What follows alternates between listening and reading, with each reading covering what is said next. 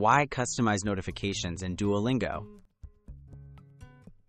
Personalizing your Duolingo notifications helps you stay motivated without feeling overwhelmed.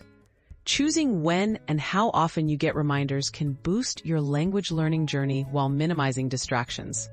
Setting preferences ensures that you receive helpful nudges exactly when you want them, supporting both focus and consistency in your progress. Accessing notification settings. To customize your notifications, open the Duolingo app and tap the profile icon. Then navigate to Settings and look for the Notifications section. Here you'll find options for daily practice reminders, streak alerts, goal updates, and more. Adjusting these settings puts you in control of how Duolingo communicates with you. Choosing your notification types. Within the notification settings, select which types of alerts you want to receive.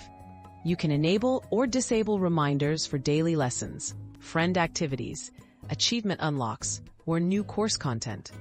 By picking only the notifications that matter to you, Duolingo becomes a smarter assistant rather than a source of distraction. Setting frequency and timing. Adjust the frequency and timing of your notifications to match your learning habits. You might set a single gentle nudge each morning or several reminders throughout the day.